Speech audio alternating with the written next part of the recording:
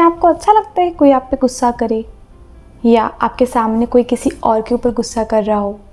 अच्छा नहीं लगता ना, बहुत ख़राब लगता है और बहुत ही नेगेटिव सा माहौल हो जाता है, डरा सहमा सा और अजीब सा ही, मतलब बस लगता है यार जाओ निकलो यहाँ से। तो गुस्सा एक नेगेटिव इमोशन है। गुस्सा करना 100% सिचुएशन में गलत होता है ऐसा कहना भी सही नहीं होगा। कई बार गुस्सा करने की ज़रूरत भी होती है।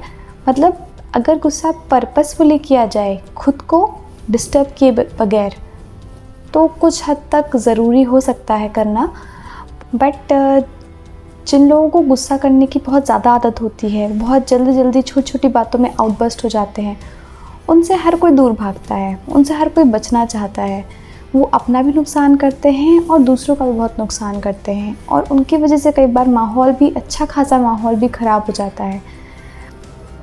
बट कुछ लोग ऐसे होते हैं जिन्हें गुस्सा करने के बाद बहुत गिल्ट फील होता है, उन्हें अच्छा नहीं लगता, वो हमेशा बचना चाहते हैं गुस्सा करने से। हम अक्सर गुस्से में दूसरों से ऐसी बातें कह देते हैं जो हम बिल्कुल भी नहीं कहना चाहते। मतलब बहुत ही हर्टफुल चीज़ें बोल देते हैं और ये सब हम जानते हैं, एक बार बात आपके मुंह से निकल गई तो सामने वाला उसे कभी नहीं भूलता है। इसीलिए हमेशा दूसरों से हर्टफुल चीज़ें बोलने से अपने आप को बचाना चाहिए, लेकिन गुस्से में हम अक्सर लोगों का दिल दुखा देते हैं। ये वीडियो मेनली उन लोगों के लिए है जो लोग गुस्सा करने से बचना चाहते हैं। मतलब अगर किसी पे गुस्सा कर देते हैं तो उसके बाद उन्हें खुद को बहुत बुरा महसूस होता है, बहुत गिल्ट फील करते हैं और बस कोशिश करते हैं कि यार ऐसा कुछ भी ना हो कि हमें कभी किसी के ऊपर गुस्सा करना पड़े। तो चलिए आगे बात करते हैं। किसी भी प्रॉब्लम का सॉल्यूशन जानने से पहले ज़रूरी होता है उस प्रॉब्लम के रीज़न को हम जानें। यानी कि हम अगर गुस्सा करते हैं किसी के ऊपर तो कब और क्यों करते हैं। गुस्सा करने के मेनली 3 रीज़न्स हो सकते हैं: एक्सपेक्टेशन, डिज़ायर और इम्पेशेंट बिहेवियर। एक्सपेक्टेशन, डिज़ायर और इम्पेशेंट बिहेवियर। जब हम दूसरों से या किसी सिचुएशन से या खुद से कुछ एक्सपेक्ट करते हैं और वो चीज़ पूरी नहीं हो पाती, हमारी एक्सपेक्टेशन जब पूरी नहीं होती, तो रिजल्टेंट हम उस चीज़ को एंगर के थ्रू एक्सप्रेस करते हैं और उस टाइम हम हमेशा इरिटेटेड बिहेव कर रहे होते हैं और आसपास के लोगों को भी हर्ट कर रहे होते हैं।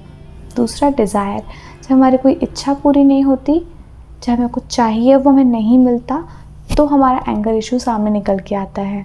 और तीसरा, जब हम बहुत ही इम्पेशेंट हो जाते हैं किसी चीज़ को लेके, तो भी हम अक्सर बिना कुछ सोचे समझे चीज़ें कर देते हैं और उसके बाद फिर चीज़ें बिगड़ जाती हैं।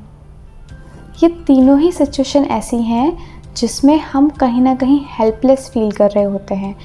यानी कि एंगर का मेन रीज़न होता है हेल्पलेसनेस का होना। यानी कि किसी काम को जब आप नहीं कर पा रहे हो या आपके मन मुताबिक कोई चीज़ नहीं हो पाती है, तो उस चीज़ के ना कर पाने की हेल्पलेसनेस कन्वर्ट हो जाती है एंगर में और उस एंगर में आके हम सब कुछ बिगाड़ते हैं, अपने आसपास की चीज़ों को भी स्पॉइल कर देते हैं। आपने एक चीज़ देखी होगी, हम हर किसी के ऊपर गुस्सा नहीं करते। मतलब कोई सामने वाला अगर ऐसी पोजीशन पे है जिस पे हम गुस्सा नहीं निकाल सकते, तो उस टाइम पे हम कंट्रोल कर जाते हैं। यानी कि कंट्रोल तो आता है हमें करना, बट हम उस गुस्से को दूसरी जगह निकाल देते हैं। यानी कि उस इंसान जिसकी वजह से हमें गुस्सा आया है, अगर उसकी पोजीशन ऐसी है कि जब हम उस पर गुस्सा नहीं कर सकते हैं, तो उस पे ना करके हम उसे किसी दूसरे के ऊपर करते हैं। और ये जो हम किसी दूसरे के ऊपर गुस्सा एक्सप्रेस करते हैं, वो कोई दूसरा इंसान भी हो सकता है और आप खुद भी हो सकते हो। अक्सर लोग गुस्से में अपने आप को हर्ट करने लगते हैं। दूसरा, अपने आसपास के लोगों को हर्ट करते हैं, स्पेशली उन लोगों को जो लोग उनके ज़्यादा क्लोज़ होते हैं, उनके फैमिली मेम्बर, उनके क्लोज़ फ्रेंड्स, उनसे छोटे या ऐसा कोई भी जिस पे उनका बस चलता हो, तो हम उसके ऊपर अपना गुस्सा निकाल देते हैं। और फिर उसके बाद अब दिल तो हमारा साफ़ है, हमें गुस्सा तो हमने कर दिया, पर उसके बाद हमें फिर अच्छा नहीं लगता कि यार हमें ऐसे तो नहीं करना चाहिए था, हम खुद ही हर्ट फील करने लगते हैं। तो उसके लिए क्या किया जाए? अब हमें ये तो समझ में आ गया कि हमें गुस्सा आता क्यों है, मतलब जब हम कहीं ना कहीं खुद को हेल्पलेस फील कर रहे हैं, हम मोस्टली तभी गुस्सा करते हैं। लेकिन अब इससे बचना कैसे है? सबसे पहला, कोई भी आदत, कोई भी चीज़ एक दिन में नहीं बदलती है। ये एक पैटर्न है जो हम बहुत टाइम से फॉलो करते आ रहे हैं। तो अगर हम चाहें कि आज ही कुछ ऐसा हो जाए कि जब अगली बार कोई सिचुएशन क्रिएट हो तो हम गुस्सा ना करें, तो ऐसा पॉसिबल नहीं होता है। इसके लिए प्रैक्टिस करनी पड़ती है, कुछ चीज़ें जो माइंड में हमेशा रखनी पड़ती है। सबसे पहली चीज़ हमें ये याद रखना चाहिए कि जब हमने लास्ट टाइम गुस्सा किया था तो उसका क्या रिज़ल्ट आया था और हमें कैसा फ़ील हुआ था। जब हम उस चीज़ को, उस फीलिंग को याद रखते हैं तो भी वो बहुत हेल्पफुल होता है हमें नेक्स्ट टाइम गुस्सा करने से बचाने के लिए।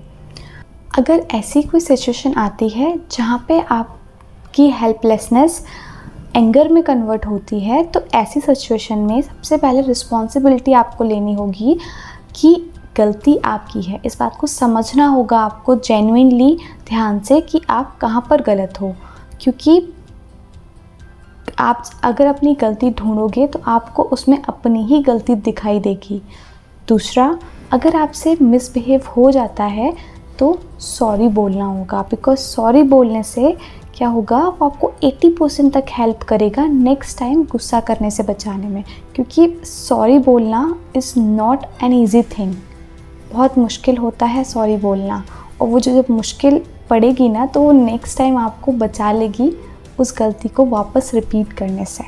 And third, practice self control, because patience आपको बहुत चीज़ों से बचा लेता है। आपको हमेशा तुरंत रिस्पॉन्स देने से बचना चाहिए।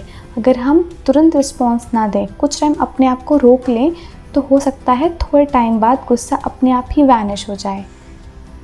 और इसमें सबसे ज़रूरी होता है कि अगर आपके आसपास किसी को भी गुस्सा आ रहा है या ऐसी कोई सिचुएशन क्रिएट हो गई है कि कोई इंसान ऑलरेडी इरिटेशन में है, तो उसे थोड़ा सा स्पेस देना चाहिए। समझना चाहिए कि वो इंसान अभी उस मेंटल कंडीशन में नहीं है कि उसे छेड़ा जाए या उससे ऐसी कोई बात की जाए। उसे थोड़ा सा स्पेस देना चाहिए। उसके बाद हो सकता है फिर वो शांति से आपसे बात कर ले, बट थोड़ा स्पेस देना हमें भी आना चाहिए। गुस्से के टाइम पे ऑब्वियस सी बात है, हमें कुछ समझ में नहीं आ रहा होता है और बस उस टाइम हम जो बोल रहे हैं हमें वही सही लगता है, बट उसके निकल जाने के बाद, रिलीज़ हो जाने के बाद में अपनी गलती रियलाइज़ होती है। बुरा लगता है जब हम किसी को हर्ट कर देते हैं, तो इसीलिए बेटर है कि हम थोड़ा सा शांत हो जाएं उस टाइम पे। और फॉर श्योर जब आप उस टाइम पे शांत हो जाओगे तो बाद में डेफिनेटली अपने आप को थैंक यू बोलोगे कि अच्छा हुआ मैं उस टाइम चुप हो गया या मैंने ये एक्शन नहीं लिया। तो पेशेंस हमेशा हेल्पफुल होता है।